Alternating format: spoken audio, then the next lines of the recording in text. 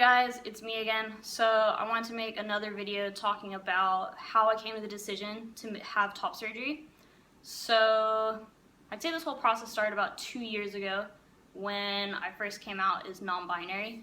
So that was a discovery in itself, right? Like a second coming out process from identifying as lesbian to realizing that a lot of the things I connected with being gay were actually gender related issues, right?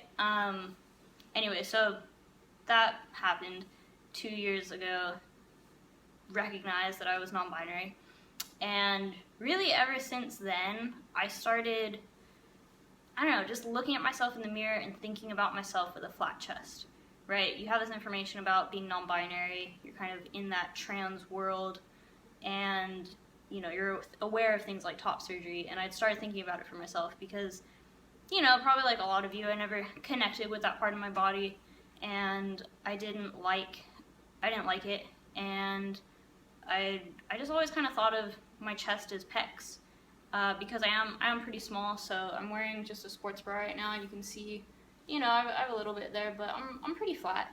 So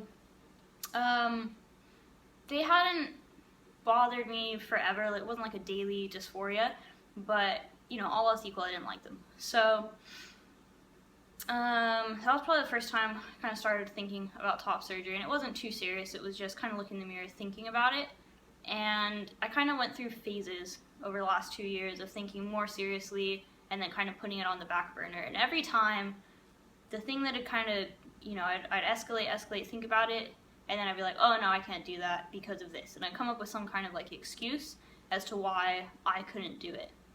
And, you know, whether it be the idea of having scars, you know, do you really want scars? You're already pretty small.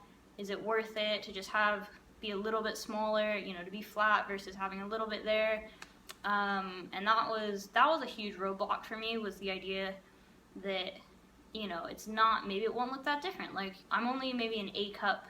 I don't know, I wear a sports bra. Maybe I'm only like an A cup, so it's not going to be a dramatic change. Is it worth having scars? Is it worth paying the money? Is it worth going through all this discomfort for just, you know, a small reduction in the size of my chest? So that was a roadblock for me for a while. So most recently, I kind of got back into a cycle of really being intense about it, was this July. So this was when everything just started to click. And this is kind of the main point of this video, is what took me from that idea of, you know, kind of going through these cycles and thinking I could never do it, to actually committing to the point where I am now, where I'm having surgery in 2.5 months. So in July, I had this huge epiphany. I was watching a video, another top surgery video, like I did, like literally every day. I would watch these almost every day, just obsessing about it, not really knowing if it was for my body or not. But anyway, I was watching a video, and it just clicked. It wasn't an issue of, am I scared? Or sorry, it wasn't an issue of, do I want surgery or not? It's, am I brave enough to do this?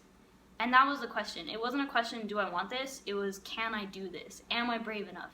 Am I courageous, right? And that was just crazy. So I actually started crying about that. I was like, oh my gosh, this is my struggle. It's not a struggle of, do I want it? It's a struggle, am I brave? And I was like, you know what? I don't want to be in a body that I'm just tolerating. I want to be in a body that I love. And I don't know. I was like, all right, I think I really want this. I think I really want it. And it wasn't at that point that I was 100% certain, but I would say I was probably like 80% of the way there. But I want to be 100, right? It's an irreversible decision, and I've never had surgery. It's a huge deal.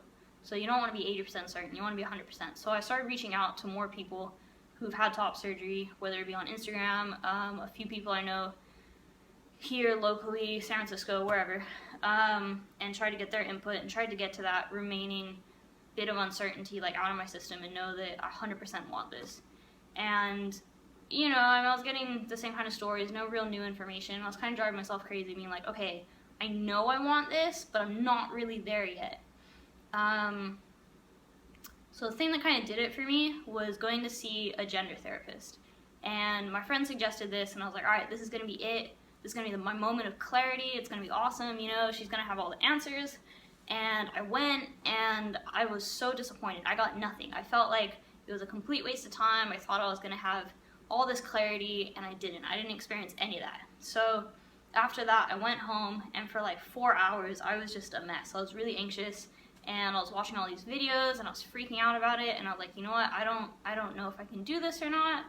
And, you know, I wasn't feeling like excitement. I was feeling really nervous and anxious. And it was the next day that I was like, all right, let's think about this. And I was recalling some of the conversation I had during this gender therapist session. And one thing she said was, why do you want top surgery? And for me, when I was saying my response to that question, it almost felt like recited, robotic. Like I was kind of reciting things I'd heard from other guys on YouTube and saying, oh, you know, I want a body that aligns with my gender, and, you know, I want to feel like what I see in the mirror is what I think in my head. And I was like, you know what, all these are kind of BS, like stock answers. And I was just thinking about that a lot. And I was like, you know what, why do I want top surgery? It's because I want a flat chest. That's it. It's not a complicated answer. It's just I want to be flat. I want to look in the mirror and not see this bump and not have to like shrug my shoulders and not have to do anything. Just be able to be in the world with a flat chest and feel comfortable about my body. And that's it. And I was like, oh my God, you know, like that's a totally good answer, and that's totally good enough reason to do this. And I don't know, when I realized that, and I was being more brave, and I was like, you know what, I can do this. Like, you know, you kind of walk through really logically of all the things you were scared of, like, okay, I'm gonna have scars, but 90+% of the time, or whenever I want, I'm gonna be wearing clothes. No one's gonna have to see the scars, you know? They're gonna be placed the best they can. If I'm going to what I consider to be the best surgeon, you know, I have to trust that he's gonna do the best job possible. And, you know, I'm not gonna have regrets, right? Like, my chest is gonna come out. All the uncertainties that I had are things you can't control. You can't control, I personally can't control where my surgeon is gonna put the scars. I can't control how the nipples are gonna look. You know, all these things that you're nervous about, they're things you can't do anything about. You have no control. So it's just, you either accept that those are risks and what you want is worth it, right? Is having a flat chest worth not knowing exactly how it's gonna look? Yeah, I mean, I think so. Like, the risks of the actual surgery themselves are very small. It's like less than 1% of people have complications. And it was really just like a cost-benefit analysis, like really analytical, logical process of walking through each of my fears. And every time I'd be like, okay, this isn't a big deal, this isn't a big deal. And at the end of the day, I'm like, okay, logically, I want to do this, but I'm still scared. And I'm like, you know what?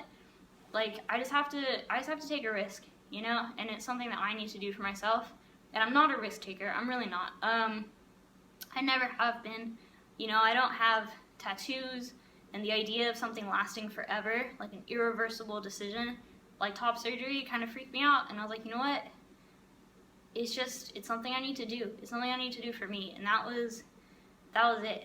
So I hope some of this was helpful, but I guess the main takeaways are there's no rush. You know, make sure you're really sure. Do all the research you can, you know, reach out, look on YouTube, read blogs, go on the internet, talk to people, get as much information as possible. You know, it's not just researching what surgeon you want, it's really, really, really making sure that at the end of the day, when you come out of that operating room and you have that chest, you're not freaking out wishing you would have done something differently.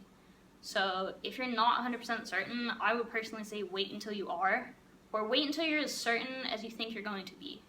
Right? I mean, there's always things you can't control, like I said, but, you know, if you think you're ready and you think you're not going to have any regrets, then, you know, at some point you got to take that little leap of faith and just commit and just do it.